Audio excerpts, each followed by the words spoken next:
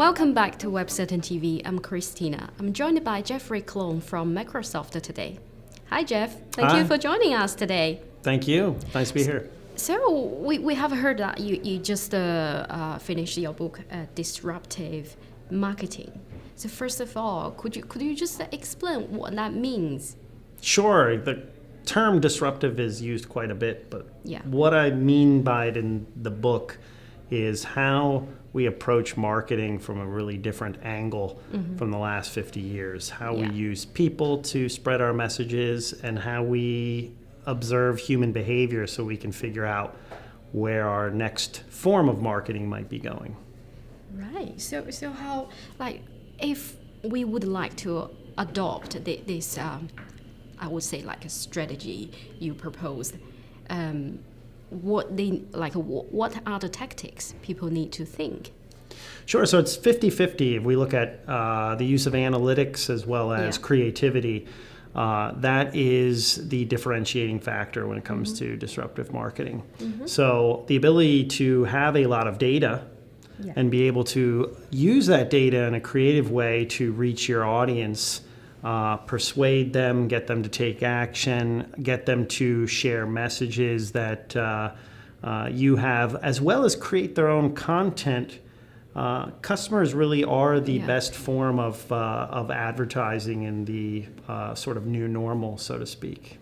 So I'm just trying to understand all this because this is very new to me. Does that mean, in plain English, we try to understand the customers and try to break the pattern in the middle and somehow use their interest or whatever is happening in their behavior and trigger something the marketer would like them to do? That's correct. In fact, if you take it to a mass extreme, better companies are actually listening to their customers and building products based on what those customer needs are. So the same thing falls into the marketing realm. What are customers doing that allows marketers to really tap into that zeitgeist and create a symphony, so to speak, where marketers don't really create messages as much anymore as they create movements. And a lot of those movements really come from the ground level rather than the top level, so to speak. So we're almost obliterating the hierarchical model that has existed for a long time in marketing and communications. So take Microsoft as an example. What are you doing in this disruptive marketing strategy? How did you adopt one marketing for Microsoft? Yeah, I mean, I think one of the things is the building of a lot of products wherever customers are. For a long time, Microsoft really built within its own ecosystems. And it is really building on a variety of other ecosystems. That's because that's where people are. Android, iOS, OS X, and of course, products and services within Windows 10, but it's a very different strategy in terms of saying, hey, we're going to build our own empire and get people to join us within that empire. Now it's more, hey, we're going to go wherever people are roaming, so to speak. It's a very nomadic type of strategy. It's very modern in some respects. I think we'll see quite a bit of this from not only other tech companies, but companies of all shapes and sizes. So in this year, do you see like any biggest challenges or opportunities for marketers? Yeah, I think the big one is, data is becoming more prevalent. It's also costing a lot less. In the past, it would be very, very expensive to obtain a lot of data, but now we can get data from a variety of different sources. But it's not about obtaining that data. It's about taking that data, finding the sort of hidden nuggets within that data, and creating sort of incentives that are very creative, tap into human emotion, tap into human feelings. And this is both on B2C and B2B. In fact, I think one of the things that B2B misses out on is 70% of B2B buyers will spend more if they actually have a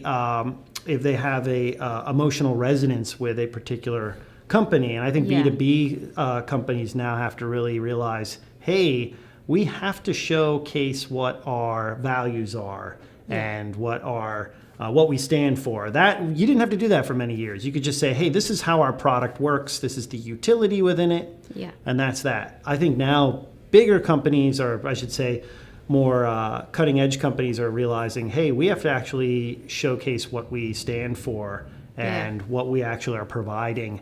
And that gets more buy-in from customers. So in a way, like more human interaction rather than we are the company. That's right. We are the corporation. We do not need to communicate with our customer. And that has been changing. So companies really need to think in a different direction. Try to understand the customer, try to communicate with the customer in order to get more out of this market.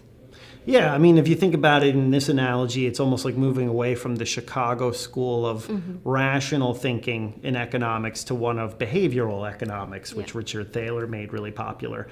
We're human beings, and we are irrational, and we make mistakes, and we don't always do things that we think we're going to do. I mean, in marketing, we always set up these systems or processes where it's, the customer will do A, then they will do B, then they will do C. But if we look at our own behavior, that's not how we behave. And I think those of us who realize, wait a minute, there's a whole way of actually thinking and learning and being are creating sort of these new systems which really take into effect, human behavior a lot more. And a lot of how that human behavior changes over time based on devices and technology and how we interact with one another.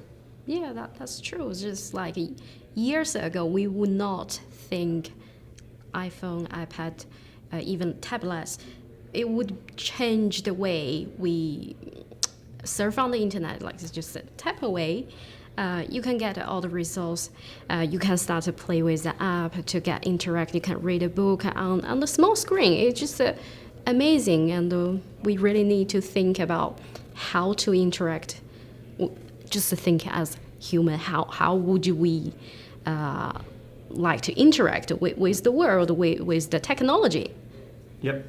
At last, I have another question for you. Sure. So we have heard the news about the acquisition of LinkedIn. Would you mind to share a bit more information about what's the significance of this acquisition, and how would that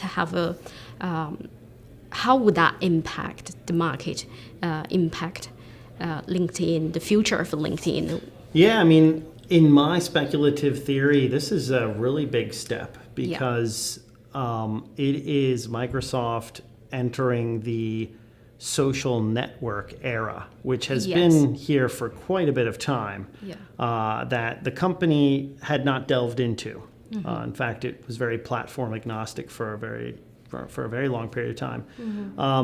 I think it actually could be the company's post-Windows move, so to speak, which means we're not really putting an emphasis on operating systems anymore as much as networks. And LinkedIn is a network which has every intern to CEO in the world on it. There's a lot of data there. There's a lot of data that can be used, I think, to connect with people, for other businesses to use to help connect them with those individuals. Could be baked into a number of services that we haven't even imagined yet. So I think there's a lot of opportunity there, and that was one of the reasons why I think Microsoft made this move. For me, having been in the social media marketing world for a really long time, I was excited. I've been on LinkedIn since 2004. It was the second social network I joined, and I've seen it really evolve over the years, and I think it's an interesting platform because you can publish on it. You can put all of your skill sets on it. You can get endorsements on it. You can connect with people using their Messenger app. You can search on it. You can find jobs on it. There are a number of things that you can do on the platform, and that will continue to evolve. And I think it'll be interesting to see what Microsoft's thinking is here in terms of what that next step is for the platform and how that fits into the One Microsoft vision. That sounds really exciting. I can't wait for this to happen, just like another piece of jigsaw for the Microsoft products. You know, like when you think about LinkedIn is something we always visualize as, you know, for the corporate, for work, for business. And obviously Microsoft product mainly for business. Obviously you have the personal user, but probably, I don't know, I'm just assuming you would have more customers actually from the business side. Yep. So once you put these two products together, the Microsoft corporation products and this business social network together, that's something really exciting. I'm looking forward to see all these changes in the future, hopefully very near future. Thank you very much for sharing with us today. That was very interesting. Thank you. Thank you.